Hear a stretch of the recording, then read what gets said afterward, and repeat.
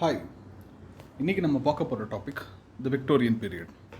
English லிட்ரேச்சரோட வெவ்வேறு பீரியட்ஸில் அதிகமான கான்ட்ரிபியூஷன் வந்து பார்த்திங்கன்னா நம்ம 3 ஏரியாவை சொல்லுவோம். ஒன்று வந்து the age of Shakespeare, the romantic age, அதுக்கடுத்து த விக்டோரியன் பீரியட். ஏன் இந்த 3 ஏஜஸை மட்டும் ஸ்பெசிஃபிக்காக சொல்கிறோம் அப்படின்னா, highest literary production and a stable polity, polity I mean the political situation. So நான் உங்களுக்கு ஃபர்ஸ்ட் வீடியோலேயே சொல்லியிருக்கேன், a stable government and a peaceful situation is directly proportional to higher literary and scientific productions. So இந்த டைமில், அதாவது age of Shakespeare ஆகட்டும், romantic age ஆகட்டும், இல்லை விக்டோரியன் ஏஜ் ஆகட்டும், இந்த டைமில் வந்து பார்த்திங்க அப்படின்னா இங்கிலாந்து வந்து ஒரு ஸ்ட்ராங்கான பவராக இருக்குது. ஸோ இங்கிலாண்டோட political power and political rivals were less powerful. For example, இப்போ இந்தியா வந்து பார்த்திங்க அப்படின்னா is comparatively stronger than Pakistan than in the last 2 decades. கடந்த 20 வருஷத்துக்கு முன்னாடியெல்லாம் வந்து பார்த்திங்கன்னா இந்தியா வந்து பாகிஸ்தானை பார்த்து கொஞ்சம் என்ன பண்ணும், பயந்துக்கிட்டே தான் இருக்கும். இந்த சென்ஸ், நம்ம ஆக்டிவாக வந்து போர் புரிஞ்சு பண்ணாலும் எப்பவுமே ஒரு காஷனுடைய பாகிஸ்தான் எப்போ என்ன பண்ணுவானோ, எதை வேணால் பண்ண முடியும், இந்தியாவில் வந்து ஒரு ஸ்ட்ராங்கான இம்பேக்டை பாகிஸ்தானால் க்ரியேட் பண்ண முடியுங்கிற சிச்சுவேஷன் இருந்தது. பட் இன்றைக்கி வந்து அது கம்பேரிட்டிவ்லி கம்மியாக ஆயிருக்கு. அந்த மாதிரி ஃப்ரான்ஸ், ஸ்பெயின் மாதிரி மற்ற பொலிட்டிக்கல் பவர்ஸ் எல்லாருமே வந்து பார்த்திங்கன்னா they were a constant threat for England. So இந்த சிச்சுவேஷனில் எஸ்பெஷலி வந்து ஃப்ரெஞ்ச் ரெவல்யூஷன் உங்களுக்கு எப்போ நடந்திருக்குன்னு தெரியும். 1788 9 நீங்களே பார்த்துக்கோங்க. நான் எல்லாத்தையும் சொல்ல போகிறதில்ல. 1789 இல்லை 1788 எந்த வருஷத்தில் ஃப்ரெஞ்ச் ரெவல்யூஷன் நடந்தது யோசிச்சுக்கோங்க. நெக்ஸ்ட்டு, குவீன் எலிசபெத் வந்து எப்போ இறந்தாங்க? ஸோ அவங்க இறந்தப்போ இந்தியாவை சம்மந்தமாக ஒரு முக்கியமான விஷயத்தில் கையெழுத்து போட்டு இறந்துருப்பாங்க.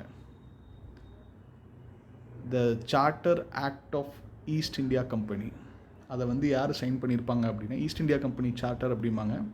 அதை சைன் பண்ணதே குவீன் எலிசபெத் தான். பட் அது சைன் பண்ண உடனே வந்து அவங்க இறந்துருவாங்க. ஸோ அது எந்த வருஷங்கிறது பாருங்கள். ஷேக்ஸ்பியர் எப்போ இறந்தாருங்கிறத கொஞ்சம் ஞாபகப்படுத்தி பார்த்துக்கோங்க. நான் எதுக்காக இத்தனை விஷயத்தையும் சொல்கிறேன் அப்படின்னா, கான்ஸ்டன்ட் ரிவிஷன் மட்டும்தான் வந்து உங்களை என்றைக்குமே இந்த எக்ஸாமை பொறுத்தளவுக்கு காப்பாற்றிக்கிட்டே இருக்கும். ஸோ இதெல்லாம் வந்து நீங்கள் லாங் டேர்ம் மெமரிக்கு கொண்டு போக போக உங்களுக்கு ரொம்ப ஈஸியாகிடும். So coming back to the Victorian literature வந்து பார்த்திங்கன்னா it is known for many scientific discoveries and inventions. So இந்த டைமில் வந்து பார்த்திங்க அப்படின்னா இதுதான் இல்லை, அந்த அளவுக்கு வந்து என்ன இருக்குன்னா உங்களுக்கு வந்து பல சேஞ்சஸ் வந்து வந்திருக்கும். So starting from the 17th century first நம்மளுக்கு கிடைச்ச ஒரு டெக்னிக்கல் அட்வான்ஸ்மெண்ட்னா பிரிண்டிங் ப்ரெஸ்ஸு. அதுக்கப்புறம் வந்து கொஞ்சம் கொஞ்சமாக சயின்டிஃபிக் டிஸ்கவரி பண்ண ஆரம்பித்தோம். எல்லா சயின்டிஃபிக் டிஸ்கவரிக்கும் எஸ்பெஷலி இந்த மெக்கானிக்ஸ் அண்ட் இன்ஸ்ட்ருமெண்ட்ஸ் அதில் அந்த ஐடியாவில் வச்சுக்கணும்னா அந்த டெக்னாலஜி வந்து டெவலப் ஆனது ஸ்டீம் இன்ஜின் வச்சு தான். ஸோ ஸ்டீம் இன்ஜின் வந்ததுக்கப்புறம் தான் மனுஷன் வந்து என்ன பண்ண ஆரம்பித்தாங்கன்னா ஸ்டீமோட பவரை ப்ராப்பராக யூஸ் பண்ண ஆரம்பித்தாங்க. ஸோ ஸ்டீம் இன்ஜின்ஸ் வர ஃபேக்ட்ரிஸ்லேயும் வந்து ஸ்டீமை வச்சு பவரை யூஸ் பண்ண ஜென்ரேட் பண்ண கற்றுக்கிட்டாங்க. ஸோ அப்போ என்னாச்சுன்னா கோல் அதிகமாக தேவைப்பட்டது. இப்போ கோல் அதிகமாக தேவைப்படும் போது என்ன பண்ண ஆரம்பித்தாங்கன்னா சுரங்கங்கள் தோண்ட ஆரம்பித்தாங்க. தேவர் மைன்ஸ். ஸோ அப்புறம் அந்த மைன்ஸ் வந்து ஆக்டிவாக தோண்ட ஆரம்பித்ததுக்கப்புறம் ப்ரொடக்ஷனை வந்து இன்னும் எஸ்டாப்ளிஷ் பண்ணணும்னு சொல்லிட்டு பெருசு பண்ணாங்க. இப்போ என்னாச்சு அப்படின்னா அவங்களோட ப்ரொடக்ஷன் கெப்பாசிட்டி ஜாஸ்தி ஆகிடுச்சு. பட் அதை சிம்பிளாக சொல்லணும்னு வச்சுக்கோங்களேன், வீட்டில் சாப்பாடு செய்கிறாங்க, 4 பேர்த்துக்கு சாப்பாடு செய்கிறக்கும் 40 பேர்த்துக்கு சாப்பாடு செய்கிறக்கும் வித்தியாசம் இருக்குது. ஸோ ஃபஸ்ட்டு இங்கிலாந்து வந்து பார்த்திங்கன்னா அவங்க வீட்டில் இருக்கவங்களுக்கு மட்டும் சாப்பாடு செஞ்சுட்டு இருந்தாங்க. கம்பெனிஸ், இண்டஸ்ட்ரீஸ் எல்லாமே வந்து பார்த்திங்கன்னா ஒரு லிமிட்டடான ப்ரொடக்ஷன் இருக்கும், லிமிட்டடான மார்க்கெட்டு, ஒரு சஸ்டைனபிள் எக்கனாமியாக ஓடிட்டு இருந்துச்சு. Now it is high time for England சொல்லிட்டு அவங்க என்ன பண்ணாங்கன்னா, இந்த ஸ்டீம் இன்ஜின் வந்தனால ப்ரொடக்ஷனை வந்து ஜாஸ்தி பண்ண வேண்டிய ஒரு நிலைமைக்கு ஒரு ஆசை அவங்களுக்கு வந்துச்சு. சரி, அதான் இது வந்துடுச்சு, so why don't we move for higher end technology அப்படின்னு சொல்லிட்டு அவங்க ப்ரொடக்ஷன் இன்க்ரீஸ் பண்ணுறாங்க. இப்போ இன்க்ரீஸ் பண்ணும்போது ஒரு ப்ராப்ளம் வருது. என்ன ப்ராப்ளம்னா, நீங்கள் வந்து என்ன பண்ணுறீங்கன்னா, சரி வீட்டில் நிறைய பேர்த்த நம்ம சேர்த்திக்கலாம் அப்படின்னு சொல்லிட்டு நீங்கள் என்ன பண்ணுறீங்க, நிறைய பேர்த்த சேர்க்க ஆரம்பிக்கிறீங்க. ஸோ இப்போ அந்த நிறைய பேர் சேர்ந்தாங்க அப்படின்னா அவங்க எல்லாத்துக்கும் நீங்கள் என்ன பண்ணணும், சாப்பாடு கொடுக்கணும். சாப்பாட்டுக்கு எங்கே போவீங்க? கோல் மைன்ஸ், அதாவது ஃபியூவல். ஸோ இப்போ இந்த கோல் மைன்ஸ் என்ன ஆயிடுச்சுன்னா, they couldn't cater the needs of the companies or industries in England. ஏன் அப்படின்னா, இங்கிலாண்டோட கோல் சோர்ஸஸ் வந்து it's is a very limited source. So முதல் அளவுக்கு ஓகே. இப்போ வந்து பார்த்திங்கன்னா கிட்டத்தட்ட நிறைய இண்டஸ்ட்ரீஸை நீங்கள் டெவலப் பண்ணிட்டீங்க, இத்தனை இண்டஸ்ட்ரீஸ்க்கு வந்து கோலை சப்ளை பண்ண எங்களால் முடியாது அப்படிங்கிறாங்க. அப்போ தான் என்ன ஆகுது அப்படின்னா, இந்த எக்ஸ்ப்ளோரேஷன் இத்தனை நாள் பண்ணிகிட்டு இருந்தாங்க இல்லையா, அந்த நாடுகளில் கொஞ்சம் இளிச்சவாய் நாடு ஏதாவது கிடைக்குதான்னு பாருங்கள் அப்படின்னு சொல்லி பார்த்து இந்த எக்ஸ்ப்ளோரேஷன் எல்லாத்தையும் என்ன பண்ணாங்க அப்படின்னா, காலனைசிங் கெப்பாசிட்டிஸாக மாற்ற ஆரம்பித்தாங்க. அதுவும் வந்து நல்லா ரிச்சான பொட்டன்ஷியல்ஸ் இருக்கக்கூடிய காலனிஸை வந்து தேட ஆரம்பித்தாங்க. இது வந்து இப்போ நடந்தது இல்லை, எப்போவோ நடக்க ஆரம்பிச்சிருச்சு. பட் இப்போ வந்து என்ன ஆயிடுச்சுன்னா, அந்த காலனிஸில் வந்து சோர்ஸஸ் இருக்கிறத கண்டுபிடிக்கிறாங்க. ஸோ காலனியிலிருந்து எல்லா ரிசோர்ஸஸையும், அதாவது ரா மெட்டீரியல்ஸ் எல்லாத்தையும் இங்கே கொண்டு வந்து அந்த ஃபியூவல்ஸ் எல்லாத்தையும் அப்படியே நிரப்பி ப்ரொடக்ஷன் ரேப்பிடாக இன்க்ரீஸ் பண்ணுறாங்க. இப்போ ரேப்பிடாக இன்க்ரீஸ் பண்ணணும் இன்னொரு பிரச்சனை வந்தது. அதாவது இந்த ப்ராப்ளம் வந்து பார்த்திங்கன்னா ஒரு சைக்ளிக்கல் ப்ராப்ளம். ஃபஸ்ட்டு வந்து என்னென்னா, சின்னதாக போடுறீங்க, முதல் போடுறீங்க, ஒரு வேலையை செஞ்சு முடிக்கிறீங்க, வெளியே எடுக்கிறீங்க, ஒரு சின்ன ப்ராஃபிட் வருது, ஓகே, யூஆர் ஹாப்பி. இப்போ என்ன ஆயிடுச்சுன்னா, என்னோடய ப்ரொடக்ஷன் கெப்பாசிட்டியை ஜாஸ்தி பண்ணணும்னு நீங்கள் நினைக்கிறீங்க. ப்ரொடக்ஷன் கெப்பாசிட்டியை ஜாஸ்தி பண்ணுறதுக்கு எக்யூப்மெண்ட்ஸ் வாங்கி போட்டீங்க. பட் அதுக்கு ஃபியூவல் யார் கொடுப்பா? ஸோ ஃபியூவல் வந்து கம்மியாக கிடைக்கிற இடத்துல போய் அதை வந்து லம்பாக எடுத்துகிட்டு வரீங்க. இப்போ ஃபியூவலும் கிடச்சாச்சு, எஃபிஷியன்சியான மெஷினும் கிடச்சிச்சு, எஃபிஷியண்ட்டான மெஷினும் கிடச்சிருச்சு. இப்போ என்ன ஆகும் அப்படின்னா, உங்களுடைய ப்ரொடக்ஷன் கெப்பாசிட்டி ஜாஸ்தியாகும். ஸோ 40 இட்லி பண்ணிகிட்டு இருந்த வீட்டில் இப்போ திடீர்னு 450 இட்லி பண்ணால் என்ன ஆகும்? அஃப்கோர்ஸ் நம்மளால் அத்தனை சாப்பிட முடியாது. இவ்வளோ கன்சம்ஷனுங்கிறது வந்து இட்ஸ் இம்பாசிபிள். இப்போ என்ன ஆயிடுச்சுன்னா, they were in short of markets. So இப்போ என்ன பண்ணுறது? இத்தனை ப்ரொடக்ஷன் வேறு பண்ணிட்டோம், ப்ரொடக்ஷன் ஆரம்பித்தாச்சு, நிறுத்தவும் முடியாது. இத்தனை தேவை நம்மளுக்கு கிடையவே கிடையாது. நம்ம ஊரில் இத்தனை பேர் வாங்குறதுக்கு எவன் இருக்கான்? முக்கால்வாசி பேர் நம்ம கம்பெனியில் தான் வேலை செய்கிறான். அவன் எல்லாத்துக்கும் என்ன ஒவ்வொன்றா ஃப்ரீயாக கொடுக்க முடியும்? இப்போ அவங்க என்ன யோசிக்கிறாங்கன்னா, why don't we use the colonies as markets? So raw materials அங்கேருந்து எடுத்தோம், திரும்பி இதையும் அங்கேயே கொண்டு போய் போட்டுருவோம் அப்படின்னு சொல்லிட்டு என்ன பண்ண ஆரம்பிச்சாங்கன்னா, they started to dump their industrial outputs into those markets. So அப்படி தான் வந்து பார்த்திங்கன்னா இண்டிஜினியஸான மார்க்கெட்ஸ் எல்லாத்தையும் காலி பண்ணிவிட்டு அவங்க ப்ராடக்ட்ஸு, டெக்னாலஜி, அந்த ஆர்ட்ஸ் அண்ட் கிராஃப்ட்ஸ்மென் எல்லாத்தையும் காலி பண்ணிட்டாங்க. காலி பண்ணிவிட்டு நான் கொடுக்குறது தான் சட்டை, நீ போடுறது தான் வந்து என்னது பேண்ட்டு அப்படிங்கிற மாதிரி மாற்றி விட்டாங்க. ஸோ கைத்தறி நெசவாளர்களாகட்டும், இல்லாட்டி இண்டிஜினியஸ் ஹேண்டிகிராஃப்ட்ஸ் பண்ணக்கூடிய அந்த கிராஃப்ட்ஸ்மென் அப்படிம்பாங்க, அதாவது நிபுணர்கள். இப்போ வந்து நம்ம இதில் ஆசாரிகள் அப்படின்னு சொல்லுவோம் இல்லையா, இவர் வந்து நகை செய்யக்கூடிய நகை ஆசாரி அப்படிம்பாங்க. சில பேர் வந்து தச்சு வேலை செய்யக்கூடிய ஆசாரிகள் அப்படிம்பாங்க. அவங்க வந்து என்ன அப்படின்னா, காலங்காலமாக அதை பண்ணிட்டு வந்தனால அந்த பர்டிகுலர் டொமைனில் அவங்களுக்கு வந்து ரொம்ப ஸ்ட்ராங்கான ஒரு நாலேஜ் இருக்கும், ட்ரெடிஷ்னல் நாலேஜ் இருக்கும்.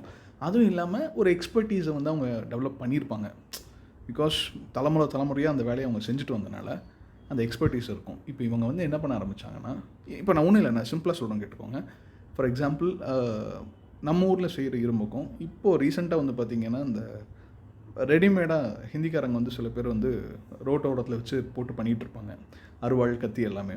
இப்போ நம்ம ஊரில் ஒருத்தங்க வந்து அதை செஞ்சு கொடுக்குறாங்கன்னு வச்சுக்கோங்களேன்.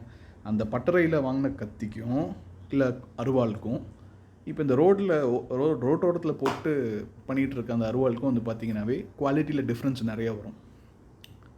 இந்த கத்தியை வந்து பார்த்திங்கன்னா, அவங்க செஞ்சு கொடுக்குற கத்தி, காய்கறி நீங்கள் வெட்டவே என்ன ஆயிருந்தோம், கத்தி உடஞ்சி போயிடும். ஒன்றும் இல்லை, இளநீ வெட்டணும் அப்படின்னு சொல்லி நீங்கள் எடுத்து நீங்கள் வெட்ட ஆரம்பிச்சிங்கன்னா இந்த அருவாள் வளைஞ்சு போயிடும். இது இந்த ரோட்டோரத்தில் அவங்க செஞ்சு கொடுக்குறாங்க இல்லையா, ரெடிமேட் கத்தி மாதிரி, கத்தி அண்ட் அருவாள். அது இதே வந்து ட்ரெடிஷ்னலாக அந்த தொழிலே இருக்கக்கூடியவங்க கிட்ட நீங்கள் போய் அதை வாங்கும்போது அதுக்கான விலை கொஞ்சம் ஜாஸ்தியாக இருக்கும். பட் ஒரு 5 வருஷத்துக்கு அது வந்து என்ன வரும், கேரண்டீடாக உழைக்கும்.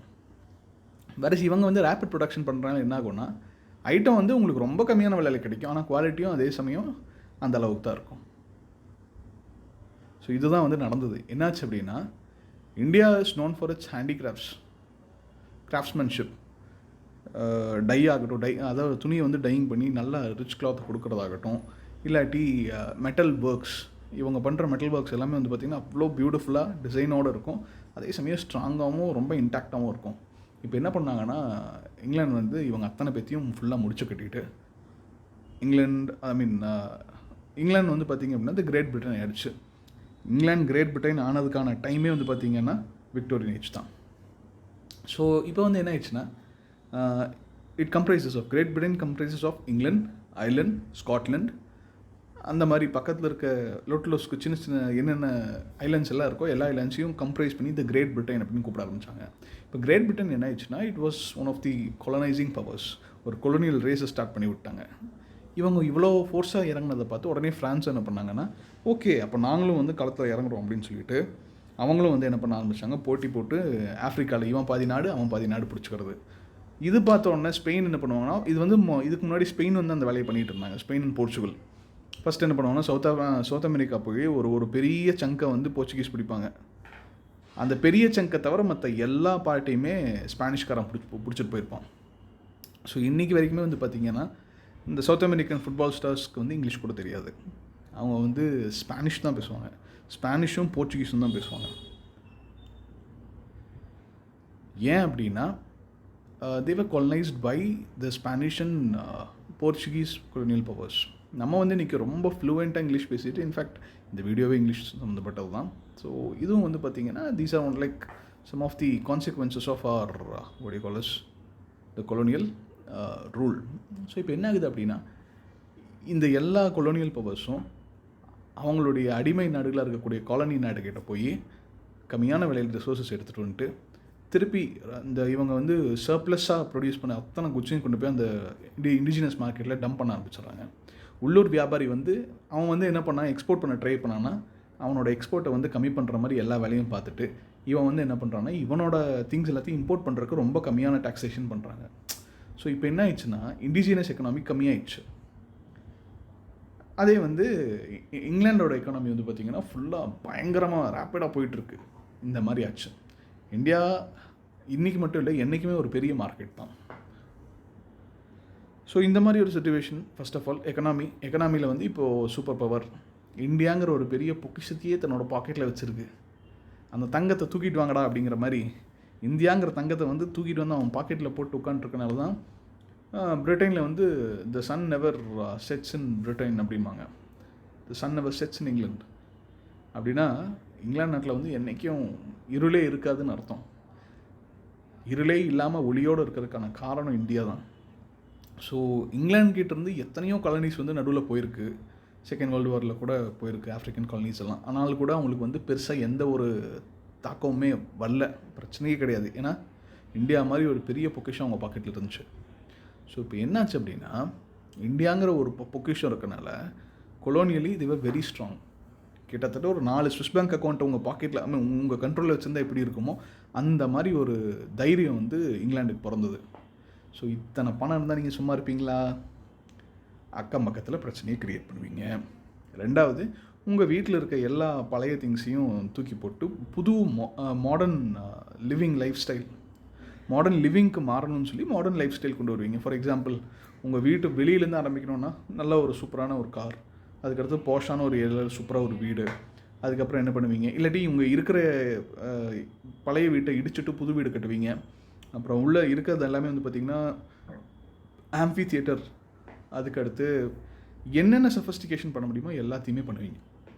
மாடுலர் கிச்சன், அப்புறம் அது இது ஸ்விம்மிங் பூல்னு எல்லாம் பண்ணுவீங்களா? சரி, அதுக்கப்புறம் என்ன பண்ணுவீங்க? அந்த வீட்டுக்கு நீங்கள் குடி போகும்போது இந்த வீட்டுக்கு நம்ம குடி போகும்போது போய் பழைய எக்யூப்மெண்ட்ஸ் எல்லாம் எடுத்துகிட்டு போக முடியுமா அப்படின்னு சொல்லிட்டு என்ன பண்ணுவீங்க? செப்பல் போடாமல் நம்ம வீட்டுக்குள்ளே ஒரு காலத்தில் வந்துட்டு இருந்திருப்போம். இந்த இவ்வளோ பெரிய வீட்டில் நம்ம செப்பல் போடாமல் இருந்தால் இன்ஃபெக்ஷன் ஆயிரும் அப்படின்னு சொல்லிட்டு செப்பல் போட்டே வீட்டுக்குள்ளே சுற்றுவீங்க. ஸோ அப்படியே என்ன ஆகும்னா கொஞ்சம் கொஞ்சமாக உங்களோட லைஃப் ஸ்டைல் வந்து மாற ஆரம்பிக்கும். சரி, இவ்வளோ பெரிய வீட்டில் உட்காந்துட்டு நம்ம போயும் சாப்பாடு பருப்புன்னு சாப்பிட்டு இருந்தால் நல்லா இருக்குமா? கொஞ்சம் பீஸா பர்கர்னு சாப்பிடுவோன்னு சொல்லிட்டு கொஞ்சம் ஸ்டைலிஷாக என்ன பண்ணுவீங்க? மேக்ரோனி, அதுக்கடுத்து நீங்கள் வாயிலே நுழையாத பல திங்ஸை வந்து நீங்கள் என்ன பண்ணுவீங்கன்னா பல டிஷ்ஷஸை சாப்பிட ஆரம்பிப்பீங்க. ஓகேவா? ஸோ கொஞ்சம் கொஞ்சமாக என்ன ஆகும்னா அவங்களோட லைஃப் ஸ்டைலே வந்து கம்ப்ளீட்டாக டிஃபர் ஆக ஆரம்பிக்கும். So first of all economically well sound England. Number 2, economical backup இருக்கனால politically they were very strong.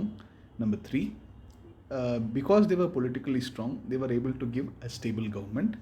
அதனால் என்ன ஆகுது அப்படின்னா literary, economic, scientific productions increase ஆகுது. இவ்வளோ தான் விக்டோரியன் பீரியடோட வேலை. ஸோ ரொம்ப டுமில்டஸான பீரியட். 1830 1901 வந்து பார்த்திங்கன்னா இப்போ வந்து ரொம்ப அமைதியாக இருக்கனால என்ன ஆகுதுன்னா, நீங்கள் படிக்க ஆரம்பிக்கிறீங்க. ஸோ நிறைய திங்கர்ஸ் வந்து இந்த டைமில் தான் வராங்க. பொலிட்டிக்கல் ஐடியாலஜிஸ், ஸ்கூல்ஸ், ஃபிலாசபிஸ்னு அத்தனை விஷயமும் இந்த டைமில் தான் வந்து பார்த்திங்கன்னா they are coming in to the main frame. அதே மாதிரி இன்னொரு முக்கியமான விஷயம், சயின்ஸ் எந்த இடத்துல நுழையுதோ, ரேஷ்னாலிட்டி எந்த இடத்துல நுழையுதோ அங்கேயே வந்து நம்பிக்கை என்ன ஆயிரும், அடிபட்டுரும். People started to question the powerful forces. அதாவது எது, the ecclesiastical courts and ecclesiastical houses, monasteries. Basically they started to question the churches. இதுதான் விக்டோரியன் பீரியடோட பியூட்டியே. விக்டோரியன் பீரியடில் வந்து அவங்களுக்கு வந்து கலர் கலராக பாஷை பேசணும்லாம் ஆசை இல்லை. பாட்டு பாடிட்டு லாலலா அப்படின்னு சொல்லிட்டு ஜாலியாக ஆடிட்டு இருக்கிறதுக்கு அவங்களுக்கு டைம் இல்லை.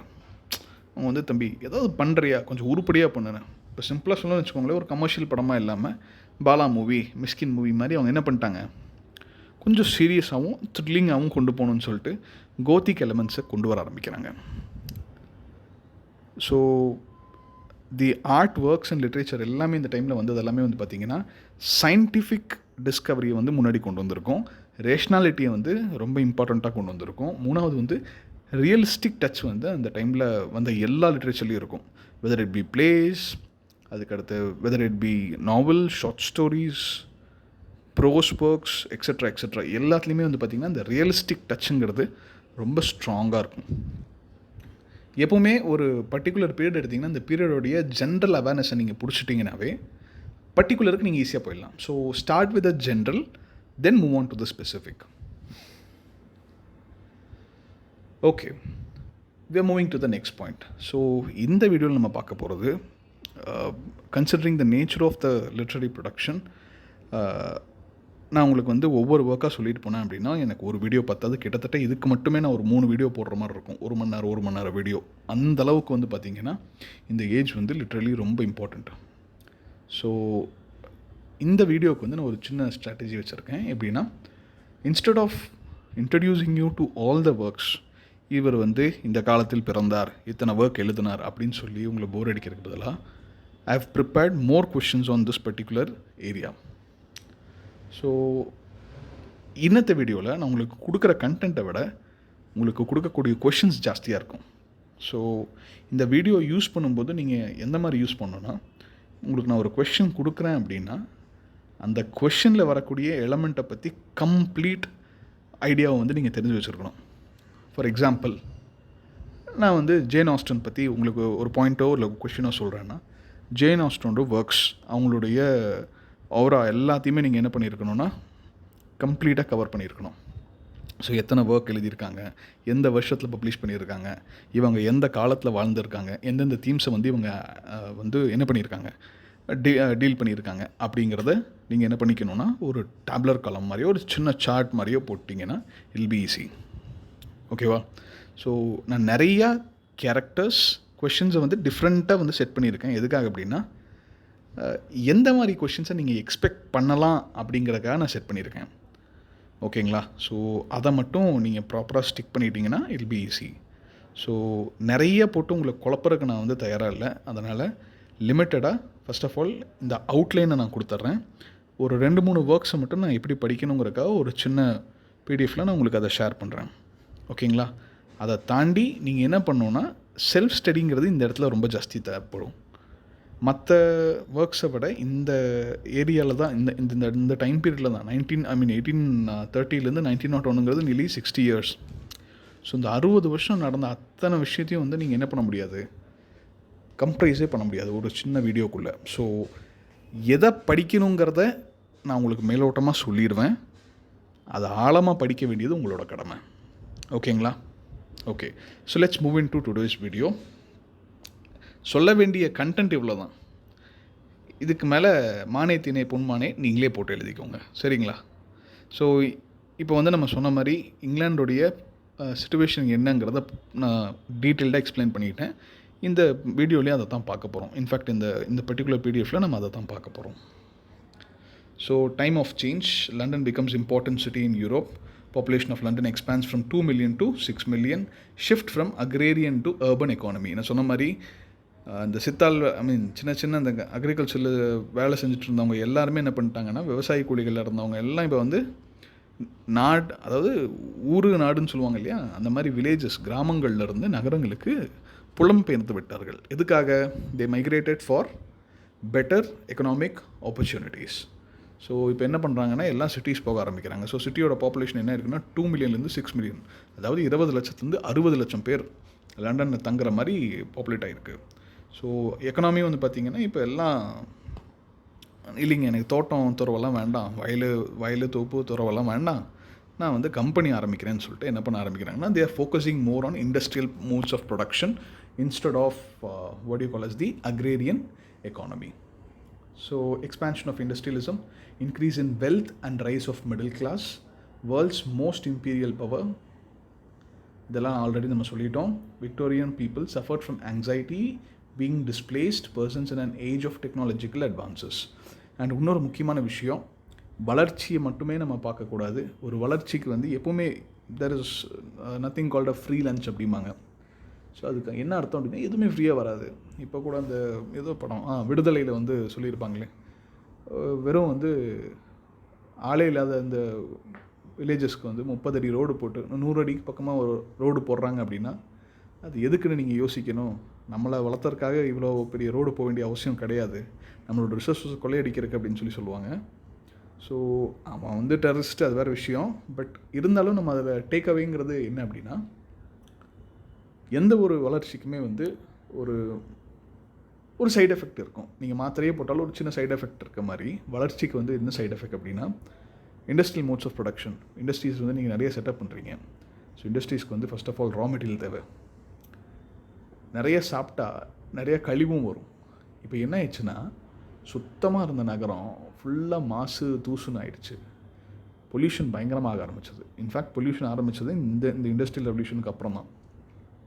ஸோ இப்போ என்ன ஆயிடுச்சுன்னா, எப்போ பார்த்தாலும் போட்டு கோலை எரின்னு எரிச்சுக்கிட்டே இருந்தால் என்ன ஆகும், எங்கே பார்த்தாலும் அப்படியே என்ன சொல்கிறது, கருப்பு பெயிண்ட் அடித்த மாதிரி லண்டன் நகரமே சுத்தமாக இருந்த சுத்தமாக இருந்த காற்றை வந்து நார் அடித்து ஃபுல்லாக டஸ்ட்டாக பண்ணி விட்டாங்க. அது இல்லாமல் 20 lakhsலேருந்து 60 lakh பீப்புள், அதாவது கிட்டத்தட்ட 6 மில்லியன் பீப்புள் வந்து ஒரு சின்ன ஊருக்குள்ளே இருக்கணும்னா, அப்போ என்ன ஆச்சுன்னா கன்ஜஸ்டடாக மாற ஆரம்பிச்சது. கன்ஜஸ்டடாக மாறும்போது அங்கே சானிடேஷன் இருக்காது. அண்ட் உங்களுக்கே நல்லா தெரியும், எக்ஸ்ப்ளாய்டேஷனுங்கிறது ஜாஸ்தியாக இருக்கும். ஏன்னா எவ்வளோ ப்ரொடக்ஷன் வருதோ அவ்வளோக்கு அவ்வளோ லாபம் தானே. ஸோ அதனால் வரையறையே இல்லாமல் அவங்க எல்லாத்தையும் என்ன பண்ணாங்கன்னா, எக்கச்சக்கமாக வேலை வாங்கினாங்க. அப்போ எக்கச்சக்கமாக வேலை வாங்கும்போது ஒரு இன்இக்வாலிட்டி அங்கே நேச்சுரலாகவே க்ரியேட் ஆகும்.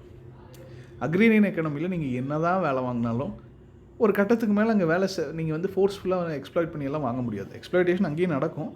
பட் நாற்று நடணும் அப்படின்னா, அவன் நாற்று நட்டு முடிச்சு 50 பேர் வந்து நாற்று நட்டு முடிச்சிட்டாங்கன்னா அதுக்கு மேலே அவங்களுக்கு அங்கே வேலை இல்லை, அவ்வளோதான். அந்த நாற்று வந்து வளர்ந்து பயிராகி அதுக்கப்புறம் மறுபடியும் எதாவது பண்ணணுன்னா தான் அவங்க திருப்பி உள்ளே வரணும். பட் இண்டஸ்ட்ரியில் வந்து அப்படி கிடையாது. இண்டஸ்ட்ரியில் மிஷின்ஸ் தானே, மிஷின்ஸுக்கு தான் டயர்டே ஆகாது. அப்புறம் என்ன, மனுஷனுக்கு தான் டயர்ட் ஆகும், மிஷின்ஸுக்கு டயர்ட் ஆகாது. அதனால் என்ன பண்ணால், ஷிஃப்ட் வச்சு ஓட்டி ப்ரொடக்ஷனை வந்து செம்மையாக இன்க்ரீஸ் பண்ணாங்க. இப்போ என்ன ஆயிடுச்சுன்னா, ஒருத்தன் வந்து ஃபுல்லாக வேலை செஞ்சு நூடுல்ஸ் ஆகி வெந்து வேக்காடாகி போயிட்டுருக்கான். இன்னொருத்தன் ஜாலியாக பணத்தை மட்டும் போட்டு உட்காந்துட்டு அந்த பணத்துலேருந்து மறுபடியும் பணத்தை எடுத்துகிட்டு இருக்கான். Money out of money. So ஒரு கேபிட்டலில் போட்டு நான் முதலாளின்னு உட்காந்துக்கிறேன், நீங்கள் வந்து நாள் பூரா வேலை செய்கிறீங்க. வேலை செய்யும்போது உங்களுக்கு நான் சின்ன அமௌண்ட்டை கொடுக்குறேன். நீங்கள் என்ன பண்ணுறீங்கன்னா, அந்த சின்ன அமௌண்ட்டை வச்சு மறுபடியும் வாழ்கிறீங்க. ஸோ சின்ன அமௌண்ட்டை வச்சு வாழ முடியாமல் மறுபடியும் வேலைக்கு போகிறீங்க. மறுபடியும் அந்த சின்ன அமௌண்ட்டை வச்சு மறுபடியும் போயிட்டே இருக்கீங்க. ஸோ என்ன ஆகுது அப்படின்னா, வேலைக்கு போகிறனால சின்ன அமௌண்ட் கிடைக்கிது, பட் அது வாழ்கிறதுக்கு பற்ற மாட்டேங்குது. அதனால் உங்களுக்கு பணம் பற்றாமல் மறுபடியும் வேலைக்கு போகிறீங்க. மறுபடியும் வந்து நீங்கள் பல நேரம் வேலை செஞ்சால் தான் அந்த அமௌண்ட் கிடைக்கிது. மறுபடியும் வேலைக்கு போகிறீங்க. இப்படியே அந்த சர்க்கிள்குள்ளே என்ன ஆகிடுதுன்னா, உங்களுக்கு வந்து பணம் கஷ்டமான கஷ்டத்துலேயே இருக்கீங்க. இன்னொருத்தர் என்ன பண்ணுறான்னா, பெரிய அமௌண்ட்டை போட்டு கேபிட்டலிஸ்ட்டு ஒரு இண்டஸ்ட்ரி ஆரம்பிக்கிறான். அவனுக்கு இண்டஸ்ட்ரியல் ப்ரொடக்ஷன் மூலமாக என்ன வருது, அவுட்புட் கிடைக்கிது. அந்த அவுட்புட்டை விற்று லாபம் பார்க்குறான். மறுபடியும் அந்த லாபத்தை எடுத்து மறுபடியும் இண்டஸ்ட்ரியில் போடுறான். இண்டஸ்ட்ரியல் ப்ரொடக்ஷன் மறுபடியும் பெருகுது. அப்போ அதையும் மறுபடியும் விற்று என்ன பண்ணுறான், இன்னும் டபுள் லாபம் பார்க்குறான். அந்த டபுள் லாபத்தையும் தூக்கி உள்ளே போடுறான். இப்படியே வந்து என்ன ஆகுது அப்படின்னா, அவனோடது வந்து இதை வந்து சூப்பராக சொல்லுவாங்க எக்கனாமியில், vicious circle of poverty and virtuous circle of டெவலப்மெண்ட்டுன்னு.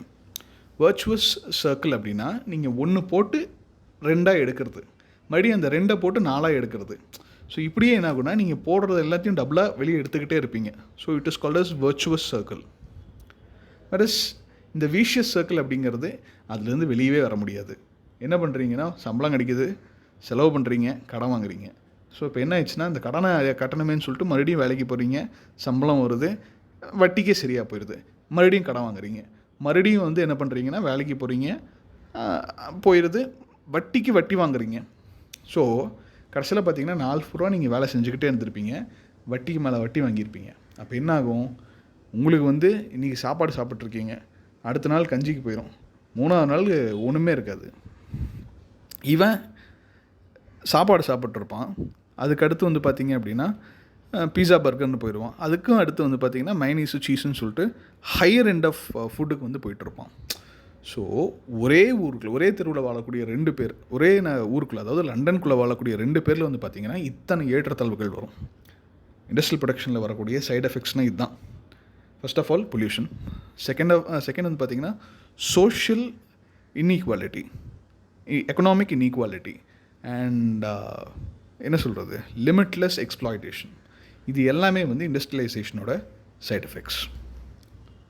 இது ஏன் இத்தனை நேரம் சொன்னேன், இதை ரொம்ப சிம்பிளாக நீ சொல்லியிருக்கலாமே அப்படின்னு நீங்கள் கேட்கலாம். இதை வந்து ஏன் நான் திரும்ப சொல்கிறேன் அப்படின்னா, சார்ல்ஸ் டிக்கன்ஸோட ஒர்க் எடுங்க. ஸோ சார்ல்ஸ் டிக்கன்ஸோட ஒர்க் எடுக்கும்போது 2 ஆத்தர் சொல்கிறேன், Jane Austen, Charles Dickens. So Charles டிக்கன்ஸோட ஒர்க்கில் வந்து பார்த்திங்கன்னா டேல் ஆஃப் 2 சிட்டிஸ் இருக்கும், அதுக்கடுத்து ஆலிவர் ட்விஸ்ட் இருக்கும், அப்புறம் வந்து பார்த்திங்க அப்படின்னா டேவிட் காப்பர்ஃபீல்ட் இருக்கும். இது எல்லாத்துலேயுமே வந்து பார்த்திங்கன்னா அந்த காலத்தில் லண்டன் சிட்டியில் நடந்த பிரச்சனைகளை தான் வந்து எக்ஸ்பிளைன் பண்ணியிருப்பாங்க. ஒரு கைண்ட் ஆஃப் பாவர்ட்டி, அந்த பாவர்ட்டினால் தப்பு செய்ய தூண்டப்படுபவர்கள், அந்த பாவர்ட்டியை வந்து வெறுக்கக்கூடிய கேபிட்டலிஸ்ட், அதே சமயம் திரும்ப அந்த மக்களை வந்து வெறுத்தாலும் அந்த பாவர்ட்டியில் இருக்கவங்களே தேடி தேடி வந்து என்ன பண்ணுவாங்கன்னா அவங்க கூப்பிட்டு இண்டஸ்ட்ரியில் வேலை செய்ய வைப்பாங்க, சின்ன பசங்களை கூட விட மாட்டாங்க. ஸோ ஹையஸ்ட்டு டேஞ்சர் எல்லாமே யாருக்கு இருக்குன்னா ஹசார்டஸ் மிஷின்ஸ் கிட்ட எல்லாம் வந்து சின்ன பசங்களை வேலை செய்ய விட்டுருப்பாங்க. சின்ன பையனா கூலி கம்மி, பொம்பளைகளுக்கு கூலி வந்து கம்மி. ஸோ மென்னுக்கு வந்து பார்த்திங்கன்னா கூலி ஜாஸ்தி கொடுக்கணும். இப்போ வரைக்கும் வந்து பார்த்திங்கன்னா ரீசெண்ட்லி 1990s வரைக்குமே, 1995 வரைக்குமே வந்து பார்த்திங்கன்னா ஈக்குவல் வேஜஸ் கிடையாது. இப்போது ஒன்றும் இல்லை, பில்டிங் வேலையே பார்த்திங்க அப்படின்னா ஒரு சித்தாள் லேடியாக இருந்தாங்க அப்படின்னா, இன்ஃபேக்ட் அவங்க வந்து அந்த அங்கே இருக்கக்கூடிய ஜென்ஸை விட ஜாஸ்தியாக வேலை செய்வாங்க. ஆனாலும் அவங்களுக்கு வந்து பார்த்திங்கன்னா சித்தாளுங்கும்போது 600 ரூபா தான் தருவாங்க. இதே ஜென்ஸுக்கு வந்து சித்தாள் வேலை பார்த்தாருன்னா 800 ரூபா தருவாங்க. இது வந்து gender inequality in terms of their respective payments. அந்த மாதிரி வந்து இனிஷியல் பீரியடில் என்ன ஆகும்னா விமனுக்கு தனி பேமெண்ட் இருக்கும். ஃபர்ஸ்ட் ஆஃப் ஆல் இருக்கிறதுலே கம்மியாக வாங்குறது சில்ட்ரனுக்கு அடுத்து விமனுக்கு அடுத்து மென்னு. இந்த 3 ரேங்க்ஸில் தான் வந்து என்ன பண்ணுவாங்கன்னா சேலரியே கொடுப்பாங்க. ஸோ இந்த இன்ஈக்வாலிட்டிஸ் எல்லாத்தையுமே வந்து பார்த்திங்கன்னா சார்ல்ஸ் டிக்கன்ஸ் அவருடைய ஆலிவர் ட்விஸ்ட்டு டேவிட் காப்பர்ஃபீல்டில் கொண்டு வந்திருப்பார். டேல் ஆஃப் 2 சிட்டிஸ்லேயும் அந்த நகரமயமாதலால் சில பேர் வந்து அந்த சொசைட்டியை விட்டு வெளியே தள்ளப்படுறாங்க. இதுக்கு பெஸ்ட் எக்ஸாம்பிளாக சொல்லணும்னா தமிழ் சினிமாவில் வந்து கட்டுறது தமிழ் படம் தான். ஸோ கட்டுறது தமிழ் படத்தில் வந்து ஜீவா சொல்லுவான் என்ன அப்படின்னா, 40,000 ரூபா சம்பாதிக்கிற ஒருத்தனும் 2,000 ரூபா சம்பாதிக்கிற ஒருத்தனும் ஒரே ஊரில் இருக்கும்போது அந்த ஊர் வந்து 40,000 ரூபா சம்பாதிக்கிறவனுக்கான இடமா அவனுக்கு சூட்டபிளான ஒரு பிளேஸாக தன்னை மாற்றிக்குமே ஒழிய இந்த 2,000 ரூபா சம்பளம் வாங்குகிற ஒருத்தனை அது வந்து மார்ஜின்ஸுக்கு தள்ள ஆரம்பிச்சிடும். இன்ஃபேக்ட் வந்து அது அவனை வெளியேற்ற ஆரம்பிச்சிடும் அப்படிமா. ஸோ அதுதான் வந்து அந்த டைமில் சிட்டியில் நடந்துட்டு இருந்துச்சு. இது அத்தனையுமே வந்து சார்ல்ஸ் டிக்கன்ஸ் அவருடைய நாவல்ஸில் கொண்டு வந்திருப்பார். வேறஸ் ஜேன் ஆஸ்டன் வந்து பார்த்திங்க அப்படின்னா the pristine beauty of the rustic environment. அந்த டைம்லேயும் இப்போது இது வந்து இந்த நகரம் ஃபுல்லாக வந்து நாசமாயிட்டு இருக்குங்கிறத காமிக்கிற ஒர்க்ஸ் இருக்கும்போது அதே சமயம் கிராமங்கள் இன்னும் சுத்தமாக இருக்குது. மக்கள் வந்து நகரமயமாக்குதலை விரும்பினாலும் அவங்க வந்து என்ன பண்ணுறாங்க, அவங்களுடைய டைமையும் வெக்கேஷனையும் வந்து கிராமத்தில் ஸ்பெண்ட் பண்ண தான் இது பண்ணுறாங்க. அவங்களுடைய எமோஷன்ஸ் எஸ்பெஷலி விமனுடைய பெர்ஸ்பெக்டிவ்ஸ் எல்லாத்தையும் வந்து என்ன பண்ணியிருப்பாங்கன்னா எக்ஸ்பிளைன் பண்ணியிருப்பாங்க. ஸோ ஃபஸ்ட்டு வந்து நியூ ரீடிங் கிளாஸ். இப்போ வந்து என்ன ஆயிடுச்சுன்னா பணம் நிறையா கிடைக்கும் போது உங்களுக்கு வேலை செய்ய வேண்டிய அவசியம் கிடையாது. நீங்கள் வேலைக்கு ஆள் வச்சுக்கலாம். வேலைக்கு ஆள் வச்சுட்டு நீங்கள் வீட்டில் உட்காந்து என்ன பண்ணுவீங்க, படிக்க ஆரம்பிக்கிறீங்க. ஸோ விமன் வந்து பார்த்திங்கன்னா இப்படி தான் வந்து ஒரு new gentry is formed, bourgeois ஒரு கம்யூனிட்டியே ஃபார்ம் ஆகுறாங்க. அவங்க என்ன பண்ணுறாங்க அப்படின்னா they start to read, reflect so arts and கல்ச்சரை பற்றி பேசுகிறாங்க. They are reading, they are reflecting, in fact they are writing. Mary Shelley, Frankenstein, அவங்க வந்து இது பண்ணுறாங்க. அதுக்கடுத்து ஜேஎஸ் மில்லரு. அதாவது விமன் வந்து அவங்களுடைய ஸ்பேஸை கொஞ்சம் கொஞ்சமாக என்ன பண்ணுறாங்கன்னா, they are entering into the intellectual domains. அதனாலேயும் இந்த பர்டிகுலர் எரா வந்து ரொம்ப இம்பார்ட்டண்ட்டான எரான்னு சொல்லுவாங்க. So Victorian people suffered from anxiety, being displaced persons in an age of technological advancements. So Queen Victoria and the Victorian temper, ruled 1837 to 1901, exemplifies Victorian qualities: earnestness, moral responsibility, domestic propriety. So இது எல்லாத்தையும் வந்து பார்த்திங்கன்னா Victorian morals அப்படிம்பாங்க. Victorian morals அப்படின்னாவே, Victorian is always known for, age is known for it's highest moral commitment. அவங்க கமிட்மெண்ட்டே வந்து பார்த்திங்கன்னா ரொம்ப ஸ்ட்ராங்காக இருக்கும். மாரல் கமிட்மெண்ட் ஆகட்டும், அந்த ஒர்க்ஸில் இருக்கக்கூடிய ரியாலிட்டி ஆகட்டும், ஒரு கமிட்மெண்ட்டோடு தான் செய்வாங்க. அதுவும் இல்லாமல் வந்து பார்த்திங்கன்னா morally they will be trying themselves to be more transparent. அவங்க லிட்ரேச்சரில் வந்து இந்த டிரான்ஸ்பரன்சி இருக்கும். அஃப்கோர்ஸ் பொலிட்டிக்ஸில் இல்லை, பட் இருந்தாலும் லிட்ரேச்சரில் வந்து என்ன பண்ணுவாங்கன்னா, அவங்க ரேசிசம் எல்லாமே இருக்கும், பட் லிட்ரேச்சரில் வந்து அந்த ஏர்னஸ்னஸ் வந்து சொல்லியிருப்பாங்க. ஏர்னஸ்னஸ்னால் ஒரு நேர்மை, ஒரு அறத்தை வந்து அவங்க ஒரு கோடு போட்டு வாழ்கிறதுன்னு சொல்லுவாங்க இல்லையா, அந்த கோடு போட்டு வாழ்கிற ஏஜ் அப்படின்னு பார்த்தீங்கன்னா விக்டோரியன் ஏஜ் தான். It was considered to be the most discipline age in terms of literary production. அந்த கல்ச்சரே வந்து பார்த்திங்கன்னா ஹை சொசைட்டியாக இருக்கும். எல்லோரும் படித்தவங்களாம் கல்ச்சர்டாக இருப்பாங்க. முடிஞ்ச அளவுக்கு தங்களை நல்லவங்களாக காமிக்கணுங்கிறதுல ரொம்ப என்ன பண்ணியிருப்பாங்க. They are very keen on showing themselves as charitable and most lovely people. So Victorian period was called as the age of transition. எல்லாம் ஞாபகத்தில் வச்சுக்கோங்க. Victorian period was known as the age of transition. Next the age was characterized by high moral purpose, spread of the British empire. So England அப்படிங்கிற ஒரு தனி நாடு இப்போ த great Britain அப்படின்னு ஒரு காங்க்ளோமரேட் ஆயிடுச்சு. ஸோ இன்ஃபேக்ட் அது வந்து பார்த்திங்கன்னா காமன்வெல்த் அப்படின்னு காமன்வெல்த்னு சொல்லப்படக்கூடிய பல காலனிஸை வந்து உள்ளடக்கின ஒரு பெரிய சக்தியாக மாறுச்சு. ஆஸ்திரேலியா, அப்புறம் வந்து கரீபியன் ஐலண்ட்ஸு, அதுக்கடுத்து இந்தியா, ஆஃப்ரிக்காவில் இருக்கக்கூடிய ஐலண்ட்ஸு, அப்புறமேடி ஜாவா, சுமத்ரா, மலேசியா, சிங்கப்பூர்னு சொல்லிட்டு அங்கே இருக்கக்கூடிய ஏரியாஸு, சைனா, இந்த மாதிரி சவுத் ஈஸ்ட் ஏஷியாவில் இருக்கக்கூடிய பல கண்ட்ரிஸை வந்து காலனிஸாக வச்சுருந்தது யாருன்னா இங்கிலாந்து. ஸோ இங்கிலாந்து வந்து இப்போ என்ன ஆயிடுச்சுன்னா த கிரேட் பிரிட்டன் ஆயிடுச்சு. So the times and troubles of 1830s and 1840s, unemployment 1.5 million, poverty, potato famine அப்படிம்பாங்க. ஏன்னா எந்தளவுக்கு பாவர்ட்டினா, குடிக்கிற கஞ்சி இல்லை, அந்த மாதிரி சாப்பிட்றதுக்கு பொட்டேட்டோ கூட இல்லை. இருக்கிறதுலே உருளைக்கிழங்கு தான் சீப்பாக கிடைக்கும். அந்த சீப்பாக கிடைக்கிற உருளைக்கிழங்கே கிடைக்கலன்னா இப்போ எந்த அளவுக்கு பாவர்ட்டி மோசமாக இருந்திருக்கும்னு பார்த்துக்கோங்க. Slums and large cities. So இந்த லார்ஜ் சிட்டிஸில் வந்து ஸ்லம்ஸ் இருக்கிறனால என்ன ஆயிடுச்சு அப்படின்னா, எல்லா இடத்துலையும் நான் சொன்ன மாதிரி கச்சன்னு இருக்கும். ஸோ அந்த கசன்னு பீப்புள் வந்து இருக்கும்போது அவங்களுக்கு சுத்தமான தண்ணி கிடைக்காது. அண்ட் அகெயின் அந்த சேறு எங்கெல்லாம் போகும், ப்ராப்பரான ட்ரைனேஜ் ஃபெசிலிட்டி இருக்காது. அதனால் என்ன ஆயிடுச்சுன்னா, ஒரு அன்க்ளீனான ஏரியா, சானிடேஷனுங்கிறது சுத்தமாக இல்லாத ஒரு ஏரியா. அதனால் வந்து டிசீசஸ் அதிகமாக வரும். எபிடமிக்ஸ் எல்லாமே பிரேக் ஆனது இந்த டைமில் தான். Terrible working conditions, women and children worked 15 to 18 hours a day. 24 ஹவர்ஸில் வந்து என்ன பண்ணுறாங்க, 15 to 18 hours a day women work பண்ணுறாங்க. Pollution and industrial waste. இத்தனை நாள் சுத்தமாக இருந்த நதிகளும் தடங்களும் என்ன ஆயிடுதுன்னா இப்போ வந்து நாசமாகுது because of industrial waste. Next mid Victorian period 1848 to 1870, a time of relative prosperity. இப்போ வந்து கொஞ்சம் they are like moving upwards in terms of the economy, a time of improvement, a time of stability and optimism. Progress for Victorians meant clean, lighted streets patrolled by police at night, city planning for respectable neighborhoods. சிம்பிளாக சொல்லணும்னா bash area, அவ்வளோதான்.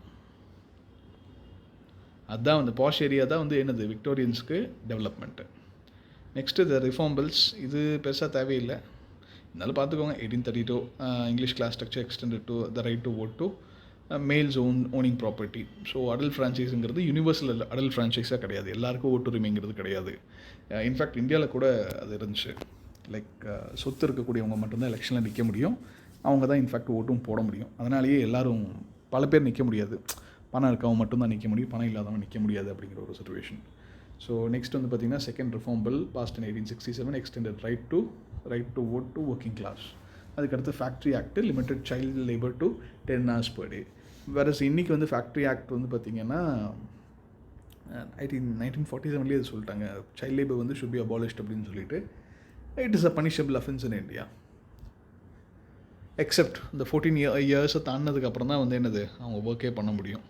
அதுக்கப்புறம் தான் வந்து Marxism பிறக்குது. கஷ்டத்தில் Marxism பிறந்தோன்னு தான் என்ன பண்ணுறாங்கன்னா லேபர்ஸோட ப்ராப்ளம்ஸ் எல்லாத்தையும் ரெக்கக்னைஸ் பண்ண ஆரம்பிக்கிறாங்க. தென் தே செட் ஓகே இந்த அளவுக்கு தான் ஒர்க்கிங் ஹவர்ஸ் இருக்கணும் அப்படின்னு சொல்லிட்டு they started to regulate each and every aspect of industries. So challenges to religious belief. So இப்போ பாருங்கள், ரொம்ப சிம்பிள். இப்போது நீங்கள் வந்து டெய்லி வேலைக்கு போகணும், ஐடினே வச்சுக்கோங்களேன், ஐடி பீப்புளே எடுத்துக்கோங்க. ஐடி பீப்புளுக்கு வந்து கோயிலுக்கு போக முடியுமா? நீங்கள் யோசிச்சு பாருங்கள். மற்ற கம்பெனியில் இருக்கவங்க இப்போ ஒன்றும் இல்லை, டெக்ஸ்டைல் ஒரு காலத்தில் வந்து பார்த்திங்கன்னா இந்த டெக்ஸ்டைல் கம்பெனிஸ் ஆகட்டும், சின்ன சின்ன கம்பெனிஸ் நிறையா இருந்தது, மில்லு, அப்புறம் இண்டஸ்ட்ரீஸு, அது இதுன்னு. ஒரு காலத்தில் தமிழ்நாட்டில் வந்து பார்த்திங்க அப்படின்னா சிபிஐ, அதாவது கம்யூனிஸ்ட் பார்ட்டி வந்து ரொம்ப ஸ்ட்ராங்காக இருந்ததுக்கான மெயின் காரணமே ஃபேக்ட்ரிஸும் யூனியன்ஸும் நிறையா இருந்தது. ஃபேக்ட்ரிஸ் நிறையா இருந்துச்சு, அந்த ஃபேக்ட்ரிஸில் யூனியன்ஸ் நிறையா இருந்தாங்க. ஸோ அந்த யூனியன்ஸ் எல்லாத்தையும் வந்து கனெக்ட் பண்ணுற ஒரு காமன் ஃபோர்ஸ் தான் இந்த கம்யூனிஸ்ட் பார்ட்டி இருந்துச்சு. வேறு இப்போ வந்து அந்த பார்ட்டி கொஞ்சம் ஸ்ட்ரென்த் கம்மியாகிறதுக்கான மெயின் ரீசன் என்னென்னா, ஃபேக்ட்ரிஸ் இன்றைக்கி கிடையாது, யூனியன்ஸ் கிடையாது. ஸோ இப்போ என்னென்னா, அந்த ஃபேக்ட்ரிஸில் நீங்கள் போய் வேலை செய்ய போகிறீங்க, டெய்லி காலையில் 7 மணிக்கு பஞ்ச் அடிக்கணும், சாயங்காலம் 5 மணி வரைக்கும் வேலை இருக்கும், நடுவில் 1 மணி நேரம் லஞ்சு. இவங்க கோயிலுக்குன்னு எப்போ போவாங்க? வேறஸ் இன்னொரு சுச்சுவேஷன் எடுத்துக்கோங்க.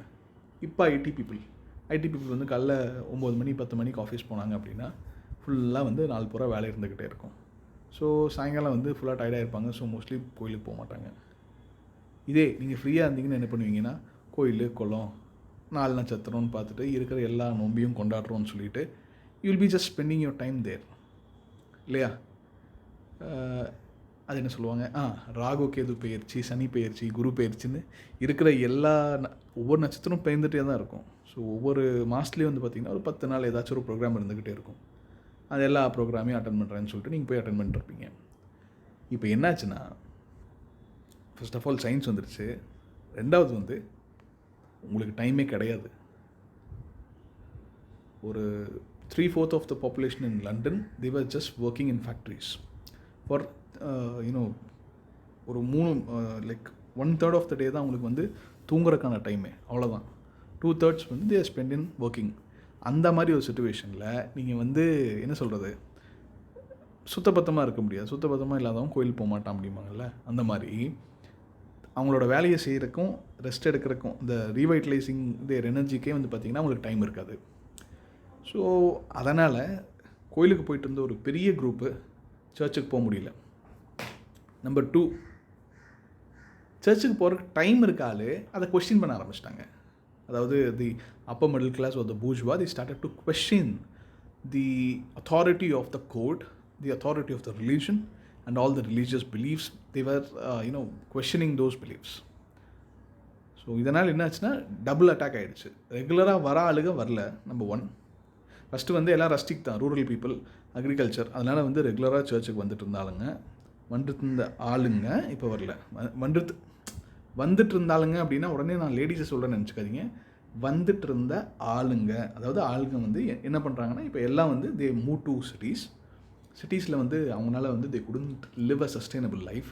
ஸோ அதனால் என்ன பண்ணுறாங்கன்னா அவங்க சர்ச்சுக்கு போகிறதே ஸ்டாப் பண்ணிட்டாங்க. இது ஒரு குரூப்பு. ரெண்டாவது வந்து சர்ச்சுக்கு போகிறதுக்கு டைம் இருக்கக்கூடிய அந்த முதலாளிகளுடைய ஃபேமிலிஸ் எல்லாம் வந்து பார்த்திங்கன்னா they started to question the authority of the church because of their new learning. So போகிறவனுக்கு டைம் இல்லை. இப்போது டைம் இருக்கவனுக்கு இப்போ போனால் அவன் வந்து கொஸ்டின் கேட்க ஆரம்பிச்சிட்றான். ஸோ அவனுக்கு போகிறக்கு இன்ட்ரெஸ்ட் இல்லை. இந்த மாதிரி இருக்கும்போது அந்த சர்ச் என்ன ஆகும்? So religion had a very big setback. And 1822 Charles Darwin, evolution of the species, இதெல்லாமே வந்து பார்த்திங்கன்னா பெரிய it's a big milestone in terms of science. Especially Galileo அவரெல்லாம் வந்து பார்த்திங்கன்னா தன்னோட வாழ்நாளில் அவர் கிட்டத்தட்ட ஒரு 10-15 வருஷம் ஹவுஸ் அரெஸ்ட்லேயே வச்சுருப்பாங்க. ஏன்னா அவர் வந்து கண்டுபிடிச்சிருப்பார், ஹீலியோசென்ட்ரிக் தியரியை வந்து ப்ரூவ் பண்ணுற மாதிரி அவர் கொண்டு வந்திருப்பார். கெப்லரை வந்து எரிச்சிருப்பாங்க. ஹீலியோசென்ட்ரிக் தியரிங்கிறது வந்து சன்னை சுற்றி தான் ஏர்த் ஓடிட்டுருக்குன்னு. ஏர்த் அவர் வந்து ரவுண்டாக இருக்கும், தட்டையாக இருக்கும் அப்படின்னு சொன்னதுக்கே வந்து பார்த்திங்கன்னா அவங்க வந்து ஃப்ளாட்டாக இருக்கும் ஏர்த்துன்னு நினச்சாங்க. இல்லைங்க, இது ஸ்பெரிக்கல் ஷேப் அப்படின்னு ஒரு சொன்னதுக்கே நம்பலை. ஸோ ரிலீஜன் சொல்லிகிட்டு இருந்த எல்லா கதைகளையும் புனை கதைகள்னு இவங்க புரிய ஆரம்பிச்சிருச்சு மக்களுக்கு. ஏன்னா because of the scientific spirit. So இந்த சயின்டிஃபிக் ஸ்பிரிட்னால் என்ன ஆயிடுச்சுன்னா they started to move away from religion. They wanted to be agnostic. அதுதான். ஸோ அதனால தான் வந்து பார்த்திங்கன்னா advances in science and technology, Darwin, the origin of species and the descent of man. Higher criticism, examination of the Bible as a mere text of history, advances in the study of geology and astronomy. அதுக்கடுத்து Victorian decorum, society preoccupied with correct behavior and manners. It is also called as the age of innocence, age of transition, age of innocence, etc. The role of Victorian woman to create a place of peace and tranquility for her husband. Victorian women அப்படிங்க first அந்த விமனை வந்து உள்ள ஒரு இம்பார்ட்டண்ட்டான ஏரியாக்குள்ளே கொண்டு வந்தது வந்து பார்த்திங்கன்னா இந்த விக்டோரியன் ஏஜ் தான். So Victorians thought life would be improved if everyone became refined, very prudish about sex. And அதான் ரொம்ப பாலிஷ்டான ஒரு லாங்குவேஜ், ரொம்ப பாலிஷ்டான ஒரு லைஃப் ஸ்டைல் வந்து வாழ ஆரம்பித்தாங்க. ஸோ இந்த லோலி திங்ஸ்ன்னு சொல்லப்படக்கூடிய இந்த செக்ஸ் பற்றின ஒரு ஐடியாவே வந்து பார்த்திங்கன்னா ரொம்ப ப்ரூடண்ட்டாக இலைமறை காயாக தான் வந்து என்ன பண்ணியிருப்பாங்கன்னா அந்த பர்டிகுலர் டைமில் வந்து லிட்ரேச்சரை வந்து பண்ணியிருப்பாங்க. But it is one of the important elements. But அதை வந்து ரொம்ப சட்டிலாக கொண்டு வந்திருப்பாங்க. Next the Victorian novels. ஒவ்வொரு ஜானருக்கும் ஒவ்வொரு ஏஜுக்கும் ஒவ்வொரு ஜானர் ஃபேமஸாக இருக்கும்னு சொன்னேன். ஸோ ஃபஸ்ட்டு ஏஜ் வந்து பார்த்திங்கன்னா நான் இனிஷியலாக அந்த வீடியோட பிகினிங்கில் சொன்னது Shakespeare, the age of Shakespeare. அதில் வந்து பார்த்திங்கன்னா ட்ராமா, அதுக்கடுத்து ரொமான்டிசிசமில் வந்து பார்த்திங்க அப்படின்னா போய்ட்ரி, இது வந்து பார்த்திங்கன்னா நாவல். இது Victorian எரா.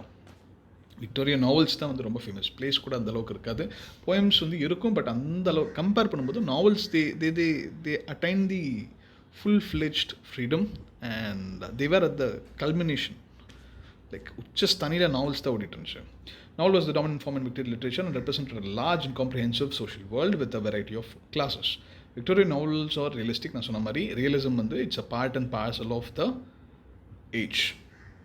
Major theme is a place of the individual in the society, the aspiration of the hero, heroine for social position, social mobilityங்கிறது ஒரு இம்பார்ட்டண்ட்டான விஷயம். ஒரு ஸ்டேட்டஸ், அந்த ஸ்டேட்டஸ்க்காக தான் எல்லோரும் வேலை செய்கிறாங்க. பணம் அந்த ஸ்டேட்டஸை கொடுக்கும். ஸோ பணத்தை சம்பாரித்து அந்த ஸ்டேட்டஸை சம்பாதிக்க முடியும் அப்படிங்கிற நம்பிக்கையில் ஒவ்வொரு கேரக்டரும் வந்து என்ன பண்ணுவாங்க, ஒரு அட்வென்ச்சரை எடுத்திருப்பாங்க. அந்த அட்வென்ச்சரை பற்றி பேசக்கூடிய கதைகளாக தான் இந்த நாவல்ஸை வந்து என்ன பண்ணியிருப்பாங்கன்னா டிபெக்ட் பண்ணியிருப்பாங்க. The protagonist's search for fulfillment is emblematic of the human condition. The first time women were major writers. நான் சொன்னேன் இல்லையா, விமன் அப்படிங்கிற ஒரு விமன் பெர்ஸ்பெக்டிவை ஃபஸ்ட்டு எங்கே வருதுன்னா ஆஃப்ராபென் தான் ஃபஸ்ட்டு வந்திருப்பாங்க. பட் யாரும் கண்டுக்கவே மாட்டாங்க. தம்பி லிட்ரேச்சரே இப்போ தான் கொடுத்துட்ருக்கோம், இதில் என்னப்பா லேடி லிட்ரேச்சர் அப்படி இப்படின்னு என்ன பண்ணுறாங்கன்னா விமனுக்கான ஒரு தனி ஸ்பேஸை வந்து இங்கே கொடுக்கவே இல்லை. அவங்கள வந்து ஒரு பொருட்டாகவே மதிக்கலை. பட் இப்போ என்ன ஆகுதுன்னா நிறையா பேர் படிக்க ஆரம்பிக்கிறாங்க. நான் சொன்ன மாதிரி வீட்டை பார்த்துட்டு இருந்த விமன் வெல்த் வந்தனால ஆளுகளை வைக்கிற, அதாவது வேலைக்கு ஆளுக வைக்கிற அளவுக்கு அவங்களுக்கு வந்து என்ன ஆயிடுச்சுன்னா ஒரு சஃபஸ்டிகேஷன் கிடைக்கிது, ஒரு லக்ஸுரி. ஸோ அந்த லக்ஸுரினால என்ன பண்ணுறாங்கன்னா அவங்க வந்து they pursue different interest. They learned many languages. For example அந்த டைம்லலாம் வந்து பார்த்திங்கன்னா Italian, Latin, Greek, German and French கற்றுக்கிறது வந்து it was considered to be a high society. நீங்கள் அதுவும் ஃப்ரெஞ்ச்லலாம் பேசுனீங்கன்னா உங்களை வந்து ரொம்ப வாவ் ஃப்ரெஞ்சில் பேசுகிறாருப்பா, நீங்கள் எப்படி இங்கிலீஷில் பேசுகிறோம், நம்ம எப்படி இங்கிலீஷில் பேசுகிறது வந்து தூரம் இங்கிலீஷ்லலாம் பேசுதுங்கிற மாதிரி, ஃப்ரெஞ்செல்லாம் பேசுகிறாங்க, நிஜமாக இவங்க வந்து she's from a very reputed family அப்படிங்கிற அளவுக்கு வந்து என்ன பண்ணுவாங்கன்னா ஃப்ரெஞ்சுக்கு வந்து ஒரு தனியான ஒரு இடமே கொடுத்துருந்தாங்க. ஸோ இத்தனையும் அவங்க வந்து படிக்க ஆரம்பிச்சிருக்காங்க. 18th centuryல தான் வந்து என்ன பண்ணுறாங்கன்னா விமன் வந்து the came out of their domestic spheres. அவங்களுக்கு வந்து தன்னுடைய குடும்பத்தை சார்ந்த வேலைகள், அவங்களுக்கு குடும்பத்துக்கு செய்யக்கூடிய பணிவிடைகளை விட்டு அவங்க விலகி வர டைம் வந்து பார்த்திங்கன்னா 18th century. ஸோ அந்த 18th centuryல அவங்க படிக்க ஆரம்பித்தா என்ன ஆகும், எப்போவுமே ஒன்று நல்லா பாருங்கள், படித்தவன் பாட்டை கெடுப்பான் அப்படிம்பாங்க, எழுதினவன் ஏட்டை கெடுத்தான், படித்தவன் பாட்டை கெடுத்தான் அப்படிம்பாங்க. பாட்டை கெடுத்தான் அந்த சென்ஸ் பாட்டில் இருக்க கேடுகளை எடுத்தான் அப்படிம்பாங்க. இம்ப்ரவைசேஷன். நிறைய பேர் அதை படிக்கும்போது இந்த பெர்ஸ்பெக்டிவ்ஸ் டிஃபர் ஆகும். You start to express based on the external impression, you give an external expression. புரிஞ்சுதுங்களா? Based on the external impression created in your mind, you give an internal expression about those external impressions. கொஞ்சம் புரியாத மாதிரி தான் இருக்கும். நீங்கள் பார்க்கக்கூடிய, படிக்கக்கூடிய, அறியக்கூடிய விஷயங்கள் உங்களுக்குள்ள ஒரு தாக்கத்தை ஏற்படுத்தி உங்கள் மூலியமாக ஒரு வெளிப்பாடு கொண்டு வரும். அதுதான் வந்து என்னென்னா women writers in Victorian era.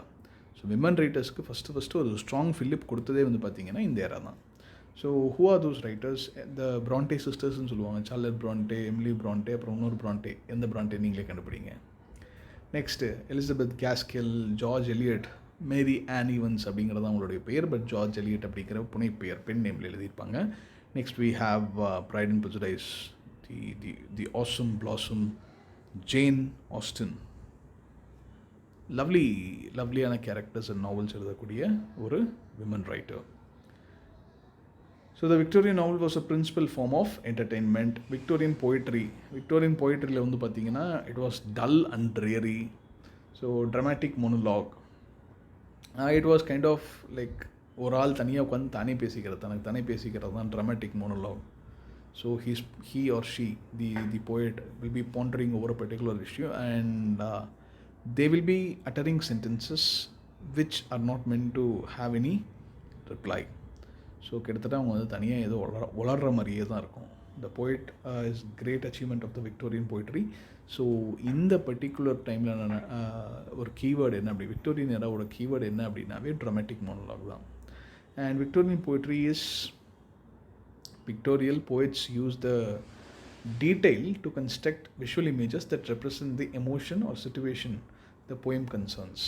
Conflict between private poetic self and public social role. Victorian writers asked questions whether material comforts fully satisfied needs. Victorian moral நான் சொன்னேன் இல்லையா? ஸோ விக்டோரியன் மாரல் வந்து ஃபஸ்ட்டு என்ன பண்ணுறாங்கன்னா, இதெல்லாம் உனக்கு தேவையா தம்பி அப்படின்னு கேட்குறாங்க. Next question exploitative behaviour. உன்னுடைய நலனுக்காக மற்றவங்க அத்தனை பற்றி நீ கஷ்டப்படுத்துகிறேங்கிற exploitative labour. Next attacked materialism and waste that accompany progress. So இத்தனை பணம் சம்பாரிச்சு நீ என்ன பண்ண போகிற? இத்தனை நாள் இதெல்லாம் இல்லாமல் தானே வாழ்ந்தேன், இப்போ நீயும் அப்படியே வாழ வேண்டியது தானே அப்படின்னா, இல்லை சார் லைட்டு போட்டு ஃபேன் மட்டும் போடாமல் இருந்தால் அந்த ரூமில் நல்லா இருக்காது. அதான் பெருசாக ஒரு வீட்டை கட்டினனால லைட்டெல்லாம் இல்லாமல் நல்லா இருக்காது வீடு. ஸோ அதனால் லைட் மாட்டினேன் சார். அப்புறம் ஏன் ஃபேன் மாட்டினேன்? இல்லை சார் லைட் மாட்டி உள்ளே உட்காந்தா ரொம்ப நேரம் உட்கார முடியல, உப்பசமாக இருக்குது, அதனால் வந்து நான் ஃபேன் மாட்டினேன் அப்படின்னா. இப்போ ஃபேன் மாட்டினதுக்கப்புறம் ஏன் எதுக்கு ஏசி மாட்டுறேன்னா, இல்லை சார் ஃபேன் வந்து ஓடிட்டே இருந்தால் ஒரு மாதிரி இருக்குது, அதுவும் இல்லாமல் சூடு வந்து இறங்கவே மாட்டேங்குது, ஸோ அதான் ஏசிக்கு மாறிட்டேன் சார் அப்படிங்கிறாங்க. இப்படி என்ன ஆகுதுன்னா, மனுஷனுடைய தேவை இந்த கன்சியூமரிசமும் மெட்டீரியலிசமும் என்றைக்குமே வந்து தீரவே தீராது. ஸோ இப்போ ஏசிக்கு அடுத்து ஒரு நெக்ஸ்ட்டு இல்லை இன்டிகிரேட்டட் கூலிங் சிஸ்டமே நாங்கள் கொண்டு வந்திருக்கோம். ஸோ ஒரே ஒரு சுவிட்ச் தட்டினீங்கன்னா போதும் மொத்த வீடும் என்ன ஆயிரும், கண்ட்ரோல் ஆயிரும். ஏன் இதெல்லாம் தேவையானா சார் வந்திருக்கு புது டெக்னாலஜி வரும்போது why should we stand against it அப்படின்னு ஒரு பக்கம். இன்னொரு பக்கம் இதுக்கெல்லாம் பில்லு யாரா கட்டுறது, எலக்ட்ரிசிட்டி பில்லு ஃபஸ்ட்டு மாதம் $100 வந்துருந்துச்சு. டியூப்லைட் போட்டால் சரி அது பெரிய பிரச்சனை இல்லை, ஃபேன் போட்டால் அதுவும் பெரிய பிரச்சனை இல்லை, ஏசி போட்டோன்னா $2000 பில்லு வந்துச்சு. சரி ஏசிக்குன்னு கொடுத்தாச்சு, இப்போ இன்டெகிரேட்டட் ஏசி போடுறேன் அது இதுன்னு சொல்லிட்டு நீ என்ன பண்ணுற, சென்ட்ரலைஸ்ட் ஏசி போட்டுவிட்ருக்கேன், மாதம் $10,000 ஆகுது, இத்தனை காசு செலவு பண்ணுமா அப்படிங்கிறாங்க. இன்னொரு பக்கம் இண்டஸ்ட்ரீஸ் வந்து நிறைய ப்ரொடியூஸ் பண்ணுறனால அதுலேருந்து வரக்கூடிய வேஸ்ட்டு வந்து ப்ராப்பராக நீ வந்து செக்ரிகேட் பண்ணல. அப்போ என்ன ஆயிரும்னா குளத்துலேயும் ஏரியிலையும் கலக்கி விட்டு இப்போ குடிக்கிற தண்ணி வந்து யாருக்கும் கிடையாது. So expressed spiritual doubt, pessimistic exploration of human struggles. So இந்த மெட்டீரியலிசத்தை அட்டாக் பண்ணியே நிறைய ஸ்கூல்ஸ் வந்திருக்கும். Starting from the school of socialism, we have Marxism, communism, etcetera philosophies. அதுக்கடுத்து வந்து பார்த்திங்கன்னா நிஹிலிசம், ரியலிசம். நிஹிலிசம்லாம் வந்து பார்த்திங்கன்னா டேய் பிறந்தவெல்லாம் ஒரு நாள் சாகத்தானா போகிறீங்க. நிஹிலிஸ்ட் கிட்ட 10 நிமிஷம் பேசுனீங்கன்னு வச்சுக்கோங்களேன், நீங்கள் வந்து சூசைடுங்கிற ஒரு விஷயத்துக்கே போயிடுவீங்க. என்னென்னா வாழ்க்கையே வெறுத்து போயிடுங்க. அவன் வந்து நிஹிலிசம் பேசுகிறோம் என்னென்னா, எப்போ பார்த்தாலும் தம்பி இங்கே உட்காந்துருக்கீங்களே சுற்றிட்டு இருக்க இந்த ஃபேன் வந்து உங்கள் தலை மேலே விழுந்தால் என்ன ஆகிறது, ஏசி போட்டு உட்காந்துருக்கீங்க திடீர்னு அந்த ஏசி வெடிச்சதுன்னா என்ன ஆகிறது, இல்லை ஏசியிலேருந்து ஏதாவது கெமிக்கல், ஏசியில் இத்தனை கெமிக்கல்ஸ் ஊற்றுறாங்க, ஏதாவது ஒரு கெமிக்கல் வந்து மிக்ஸ் ஆகி இந்த காற்று கூட காற்றா நீங்கள் சுவாசித்து செத்து போயிட்டீங்கன்னு என்ன பண்ணுறது அப்படிங்கிறாங்க. ஐயோ என்னங்க இப்படி சொல்கிறீங்க அப்படின்ட்டு உட்காடுறீங்க. தம்பி பார்த்து இப்போல்லாம் சோஃபா கடியில் வந்து என்ன பண்ணுறாங்க, குண்டு வச்சிட்றாங்க. ஸோ கன்னி வெடி மாதிரி ஏதாவது சோஃபா கடையில் வச்சுருக்க போகிறான், நீங்கள் எந்திரிச்சோன்னு டுமில் வெடிச்சிரும், வெடித்து கடைசியில் இறந்துட்டிங்கன்னு என்ன பண்ணுறது அப்படிங்கிறாங்க. ஐயோ இருங்க தண்ணி குடிக்கிறேன்னா, தம்பி தண்ணிலேயும் இப்போல்லாம் வந்து பார்த்திங்கன்னா ஆக்சிஜன் கிடையாதம்மா, இப்போல்லாம் எங்கேங்க சுத்தமான தண்ணி இருக்குது, தாத்தா காலத்தில் குடித்ததெல்லாம் நல்ல தண்ணி, இப்போல்லாம் வந்து பாருங்கள் ஆரோ வாட்டர் அப்படின்னு சொல்லிட்டு கொடுக்குறாங்க, அதில் வந்து ஒரு சத்தும் கிடையாது, இன்ஃபேக்ட் அது குடிச்சு எனக்கே வந்து முட்டி வலி வருது அப்படிம்பாங்க. என்னையா என்ன சொன்னாலும் மூச்சு கூட உங்களால் என்ன பண்ண முடியாது சார், மூச்சே இப்போல்லாம் விட முடியாது இல்லைங்க, பாருங்கள் எல்லா இடத்துலையும் பொல்யூஷன், ஸோ பேட் சார் அப்படின்னு சொல்லிட்டு ஒரு நெக்லிஸ்ட் கிட்ட ஒரு 10 நிமிஷம் பேசுனீங்கன்னா போதும், உங்கள் வாழ்க்கையே என்ன ஆயிரும்னா வெறுத்து போயிடுவீங்க. அந்த அளவுக்கு வந்து உண்மையை தான் பேசுவாங்க. எல்லாருக்கும் தெரியும், பிறந்த எல்லோரும் என்றைக்காச்சும் ஒரு நாள் சாக போகிறோங்கிறது தெரியும். அதுக்காக டெய்லி வந்து தம்பி நீங்கள் எப்படி இருந்தாலும் சாகத்தான் போகிறீங்க, அதனால் இதை பண்ணுங்கள் அப்படிங்கிறக்கும், நீங்கள் இத்தனை நாள் வாழணும், நீங்கள் சாகிற வரைக்கும் நீங்கள் வாழத்தான் போகிறீங்க, ஸோ வாழ்கிறதுக்காக இதை பண்ணுங்கன்னு சொல்கிறதுக்கும், எப்படி இருந்தாலும் சாகத்தான் போகிறீங்க, ஸோ சாகிறக்குள்ளே இதை பண்ணி முடிங்க அப்படிங்கிறக்கும் வித்தியாசம் இருக்குது. ஸோ ஒரே விஷயத்தை 2 கோணத்தில் பார்க்க ஆரம்பித்தாங்க. ஒருத்தன் வந்து என்னங்கிறான், சாகத்தானே போகிறேன் அப்புறம் எதுக்குடா இதெல்லாம்னு கேட்குறான். இன்னொரு பக்கம் இன்னொரு ஸ்கூல் ஆஃப் ஃபிலாசபர்ஸ் என்ன சொல்லுவாங்கன்னா, தம்பி நீ செத்துருவப்பா, சாகிற வரைக்கும் நீ வாழத்தானே வேணும், அந்த சின்ன டைமில் நீ என்ன சந்தோஷம் இருக்கணுமோ அதை அனுபவிச்சுக்கோன்னு எபிக்யூரியனிசம் பேசுகிறவங்க ஒருத்தங்க. இதெல்லாம் தேவையா, இதெல்லாம் ஆடம்பரம்னு சொல்லக்கூடிய இன்னொரு கேங்கு. கிட்டத்தட்ட நீ நான் மாதிரின்னு வச்சுக்கோங்களேன், நீ நான் எப்படி சண்டை போட்டுக்கிறாங்க 2 சைடும், அந்த மாதிரி இவங்களும் வந்து என்ன பண்ணுறாங்கன்னா இந்த தியரட்டிக்கல் ஃப்ரேம்ஒர்க்ஸை அப்போ தான் க்ரியேட்டே பண்ணுறாங்க. Next, examine the dangers and benefits of rapid industrialization. Encourage readers to examine their understanding of progress. So பாருங்கள், ஃபஸ்ட்டு குதிரை வண்டி இருந்துச்சு, அதுக்கடுத்து வந்து பார்த்திங்க அப்படின்னா சைக்கிளு, மோட்டார் சைக்கிளு, காருன்னு எல்லாமே வந்து வர ஆரம்பிச்சிருக்கு. ஸோ இப்படி தான் வந்து பார்த்திங்கன்னா இண்டஸ்ட்ரியலைசேஷன் அங்கே ரொம்ப ஸ்ட்ராங்காக இருக்குது. ஸோ விக்டோரியன் நாவல்ஸில் வந்து பார்த்திங்க அப்படின்னா ரைட்டர்ஸில் important writers the Bronte sisters, Sir Arthur Conan Doyle, இந்த பேரை கேள்விப்பட்டிருப்பீங்கன்னு நினைக்கிறேன். Sherlock Holmes, Charles Dickens and William Thackeray, Oscar Wilde, Lewis Carroll. Charles Dickens வந்து பார்த்திங்க அப்படின்னா இவர் தான் வந்து he's the face of Victorian age. So he wrote his first novel at the age of 25, the Pickwick Papers, which became very successful. இது வந்து பார்த்திங்கன்னா நிறைய சீரீஸ் மாதிரி இருக்கும் அதில். He wanted to write the entertaining pieces, but his real goal was to offer commentary on the social challenges of the era, including the plight of the poor and the oppressed. Like many writers, his work started as more light-hearted, but near the end of the century, it took a turn towards darker themes. So, Victorian novels tend to focus on the difficult lives of characters, with the idealized notion that hard work, perseverance, love, and luck win out in the end. It follows the belief that virtue is rewarded and wrongdoers are punished.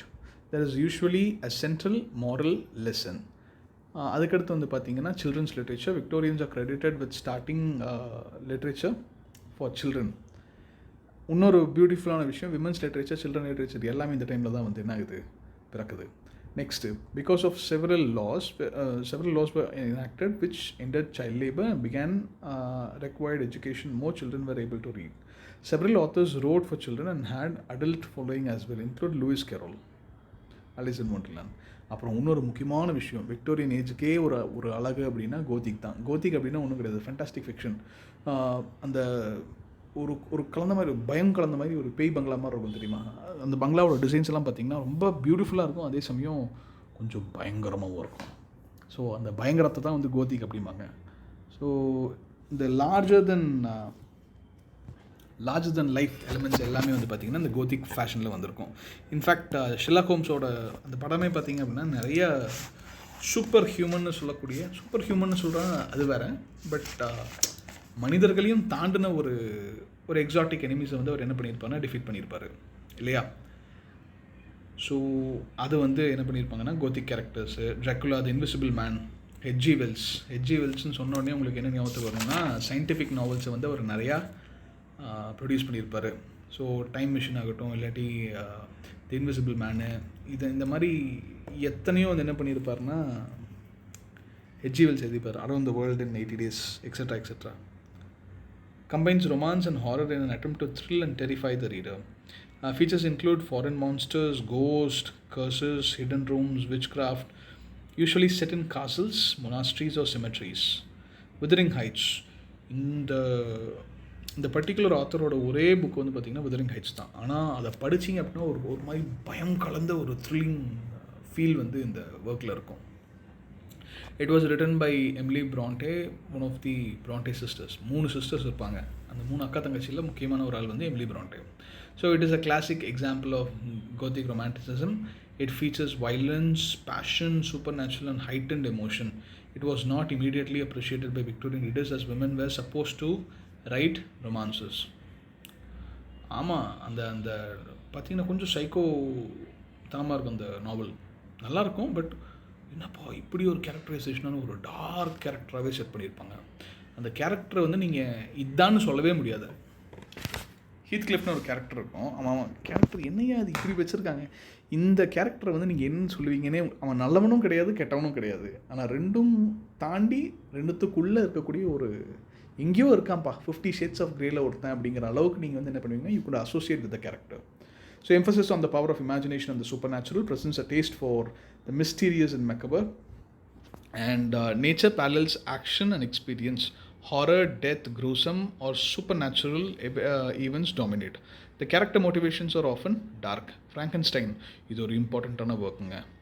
Story opens on the ship of an English explorer, Robert Walton, in Arctic Ocean. Walton serves as a framing device for the real action of the story, the creation of monster by Dr. Victor Frankenstein. இது ஒன்றும் இல்லை, வந்து செத்த ஒரு மனுஷன்லேருந்து உயிரை வந்து உருவாக்கணும் அப்படிங்கிறக்காக என்ன பண்ணியிருப்பாங்கன்னா, ஆர்க்டிக்லேருந்து ஒரு மனுஷனை ஒரு பணத்தை தூக்கிட்டு வந்து அந்த பணத்துக்கு வந்து சாவே இல்லாத மாதிரி ஒரு செட்டப்பை கொடுக்கணும்னு சொல்லிட்டு 2 இதயம் பெருசாக வந்து உருவத்தை கொடுத்து என்னென்னமோ பண்ணி வச்சுருப்பாங்க. என்னங்கடா இப்படி பண்ணிகிட்டு இருக்கீங்கிற மாதிரி ஒரு ஜெயண்ட் மாதிரி ஒருத்தனை உருவாக்கி அவனுக்கு உயிர் கொடுக்க ட்ரை பண்ணுவாங்க. ஒரு சயின்டிஃபிக் ஒரு சயின்டிஸ்ட் வந்து அந்த வேலையில் இருப்பார். என்ன அப்படின்னா, ஒரு ராட்சச மிருகத்தை உருவாக்குற சயின்ஸில் அவர் என்ன பண்ணிடுவார்னா ஃபெயில் ஆயிரும். ஏன்னா அது ஒரு பிண்டம், அவ்வளோதான். பல பேர் சாவடிச்சு அவங்களுடைய ஆர்கன்ஸ் எல்லாத்தையும் எடுத்துகிட்டு வந்து என்னென்னமோ பண்ணியிருப்பார் அந்த சயின்டிஸ்ட்டு. அவன் ஒரு மனுஷனை உருவாக்கணும், சாகா வரம் பெற்ற ஒரு மனுஷனை உருவாக்கணும்னு ஃப்ராங்கன்ஸ்டைனை கொண்டு வந்தால் அது ஏதோ ஒரு ஜாம்பி மாதிரி வந்திருக்கும். அதெல்லாம் படிச்சிங்கன்னா ரொம்ப பயங்கரமாக இருக்கும். So Walton rescues Dr. Frankenstein, who tells him the story. In the flashback, Victor tells of this obsession with creating a human being, but is horrified by the monstrous result. Victor abandons his monster, and the monster sets out on his own. Rejected by the humanity, the monster becomes enraged and kills Victor's brother. The monster then demands Victor make him a wife. Victor obeys, but then kills the female monster out of fear. The monster kills Victor's friend and wife in retaliation. So முடியாத ஒரு விஷயத்தை வந்து ஆரம்பிச்சு விட்டு அதனால் பல பேர்த்துக்கு பல பிரச்சனைகளை க்ரியேட் பண்ணி கடைசியில் அந்த பிரச்சனை அவரே மாட்டிக்கிறாரு. After Walton rescues Victor and hears his tale, the scientist dies. The monster comes to the ship to grieve for his fallen creator. The book ends when the monster goes to the North Pole to destroy himself. Walton returns to England and the reader is left feeling like the monster could be out somewhere. புரிஞ்சுதா? இப்போ வரக்கூடிய இந்த ஜாஸ் படம் இருக்கும் தெரியுமா? அந்த படத்தில் ஒவ்வொரு வருஷனோட கிளைமேக்ஸ்லேயும் ஒவ்வொரு பாட்டோட கிளைமேக்ஸ்லேயும் அந்த ஷார்க் வந்து உயிரோடு இருக்க மாதிரியே காமிப்பாங்க. அதே மாதிரி இந்த பேய் படங்கள்லையும் பார்த்தீங்க அப்படின்னா, பேய் எல்லாத்தையும் ஓட்டி முடிச்சாச்சுப்பா நம்ம கிளம்பலாம் அப்படிங்கும்போது அப்படின்னு சொல்லிட்டு பின்னாடி வந்து யாரோ ஊதிகிட்டே இருப்பாங்க. கடைசியில் பார்த்தா அந்த பேய் வந்து இன்னும் அந்த இடத்தோட மாடியில் உட்காந்து ஹான்னு டான்ஸ் ஆடிட்டு இருக்கும். இந்த அளவுக்கு மோசமான ஒரு எஃபெக்டை க்ரியேட் பண்ணுறது தான் gothic element. So gothic element in Jane's punishment. ஏன் வந்து இந்த ஃபியூ எலமெண்ட்ஸை மட்டும் நான் சொல்கிறேன் அப்படின்னா, இது எல்லாமே இம்பார்ட்டண்ட்டான ஒர்க்ஸு. ஸோ அந்த ஒர்க்ஸ், கேரக்டர்ஸ், அதில் இருக்கக்கூடிய தீம்ஸ், யார் என்ன எப்போ எப்படி பண்ணாங்க அப்படிங்கிறது தெரிஞ்சுக்கோங்க. இது எல்லாமே வந்து கொஷினில் டைரெக்டாக கேட்பாங்க. இது வந்து உங்களுக்கு டிஆர்பியில் கூட ரொம்ப ஹெல்ப் பண்ணும். ஸோ கேரக்டர்ஸ், எப்போ எழுதுனது, எப்போ பப்ளிஷ் ஆனது, யார் எழுதுனா, என்ன எழுதியிருக்காங்க, எந்த தீமு, எந்த எரா, இந்த அத்தனை விஷயத்தையும் நீங்கள் வந்து என்ன பண்ணியிருக்கணும், நீட்டாக கேதர் பண்ணி ஒரு சின்ன நோட்டில் எழுதி அதை டெய்லி படிச்சுட்டே இருந்தீங்கன்னாவே போதும், you'll be passing it. As a girl, Jane's punishment is to be locked in a red room where a relative had previously died. So இதை நீங்கள் ஒரு தடவை படித்து பார்த்துக்கோங்க. Next it is scene as the bridge between the earlier romantics and the modernist poets. So அதனால தான் இது வந்து பார்த்திங்கன்னா ஏஜ் ஆஃப் ட்ரான்சிஷன் சொல்லுவாங்க. ஏன்னா விக்டோரியன் ஏஜ் ஆரம்பிக்கும்போது ரொமான்டிக் பீரியடாக இருக்கும். வேறஸ் விக்டோரியன் ஏஜ் முடியும் போது மாடர்ன் ஏஜ் வந்து ஸ்டார்ட் ஆகிருக்கும். மாடர்னிசம் வந்து ஸ்டார்ட் ஆகிருக்கும். ஸோ அப்போ என்ன ஆகும்னா இந்த ஏஜ் தான் வந்து பார்த்திங்கன்னா ஒரு ரேப்பிட் ட்ரான்சிஷனை கொடுக்கும். ரொம்ப ரெவல்யூஷனரி ஐடியாஸோடு இருக்கக்கூடிய ஒரு ஏஜ்லேருந்து ரொம்ப காமாக ரொம்ப மாடர்னிஸ்டிக் அவுட்லுக்கோட போகக்கூடிய இன்னொரு ஏஜுக்கு கூட்டிகிட்டு போகிற ஒரு பஸ் மாதிரி இங்கேருந்து அங்கே ட்ரான்சிஷன் பண்ணக்கூடிய ஒரு டிரான்சிட்டாக தான் என்ன வந்துச்சு விக்டோரியன் ஏஜ் வந்து இருந்துச்சு. So several important poets include Elizabeth Barrett Browning, her husband Robert Browning, Alfred Lord Tennyson, Matthew Arnold and G M Hopkins. இவங்க எல்லாருமே வந்து ரொம்ப ஃபேமஸான போய்ட்ஸு. அண்ட் அந்த டைமில் வந்து ரொம்ப முக்கியமான ஒரு ஜானராக இருந்தது வந்து பார்த்திங்க அப்படின்னா என்னது dramatic monologue. Okay, next, science in Victorian era, important time for the development of science, try to describe and classify the natural world. இது ரொம்ப முக்கியம். on the origin of species, the theory of evolution. இது வந்து கிட்டத்தட்ட எல்லா மக்களையும் என்ன பண்ணுச்சு, பைத்தியகாரம் பண்ணிடுச்சு. ஏன்னா மக்கள்லாம் வந்து இப்போ தேதி ரேங்க் கிரேசி, இப்படி ஒரு வார்த்தை சொல்லிட்டேன், நாமெல்லாம் வந்து ஜீசஸ் தான் நம்மளை வந்து உருவாக்குனாரு அப்படின்னு எல்லா சர்ச்சும் சொல்லிட்டு இருக்க டைமில் இவர் வந்து இல்லை நீ குரங்குலேருந்து தான் வந்த அப்படிங்கும்போது it was literally against the entire church. அந்த மொத்த செட்டப்பையுமே வந்து காமெடி பண்ணுற மாதிரி ஆயிடுச்சு. உடனே இவங்கெல்லாம் டென்ஷன் ஆகிடே இவன் சரியான பைத்தியகாரங்கிற அளவுக்கு ஒரு பைத்தியகாரம் பட்டம் கட்டி அவர் எங்கே போனாலும் அவர் பிக்சரையும் குரங்கு பிக்சரையும் போட்டு ஒரு மீம் மாதிரி இந்த காலத்தில் மீம், அந்த காலத்தில் போஸ்டர்ஸ் எல்லாம் அடித்து ஒட்டி அவரை நார் அடிச்சிருப்பாங்க. ஆனாலும் அவர் ரொம்ப ஃபேமாக அவரோட ஒர்க்கை வந்து ப்ரெசென்ட் பண்ணியிருப்பார். கிட்டத்தட்ட ஒரு 30 வருஷம் கழிச்சு வந்து பார்த்திங்கன்னா அவருக்கு ஒரு பயங்கரமான ரெப்புடேஷனும் ஃபேன் ஃபாலோவிங் இருக்கும். அதுதான் வந்து பார்த்திங்கன்னா விக்டோரியன் எராவுடைய சூப்பர் சக்ஸஸ். ரேஷ்னாலிட்டி இருக்கும், ரேஷ்னாலிட்டி, மொராலிட்டி அண்ட் மாடர்னிட்டி. இந்த 3 விஷயந்தான் வந்து என்னவாக இருக்கும், விக்டோரியன் ஏஜோடைய ரிஃப்ளெக்ஷன்ஸாக இருக்கும். ஸோ நெக்ஸ்ட் வீடியோ ஒன்று போடுவேன். ஸோ இந்த வீடியோவில் வந்து நான் உங்களுக்கு என்ன சொல்லியிருக்கேன் அப்படின்னா, இந்த விக்டோரியன் எராவில் இருக்கக்கூடிய இம்பார்ட்டண்ட்டான எலமெண்ட்ஸ். ஸோ அந்த எலமெண்ட்ஸில் சில ஒர்க்ஸை நான் எடுத்திருக்கேன். ஃபார் எக்ஸாம்பிள் சார்ல்ஸ் டிக்கன்ஸ் எடுத்த மாதிரி ஜெயின் நாயர் பேசணும், ஃப்ராங்கன்ஸ்டைன் பேசணும், இதெல்லாம் வந்து சாம்பிள்ஸு. ஸோ நெக்ஸ்ட்டு வீடியோவில் வந்து பார்த்திங்க அப்படின்னா பார்ட் 2ல் எல்லா கொஷின்ஸும் கிட்டத்தட்ட ஒரு 70 கொஷின்ஸ் பக்கமாக இருக்கும். அந்த 70 கொஷின்ஸை மட்டும்தான் அந்த வீடியோவில் நம்ம டிஸ்கஸ் பண்ண போகிறோம். ஸோ இது வந்து தியரின்னு வச்சுக்கோங்க, அது வந்து practice. Okay, see you in the next video. Bye bye.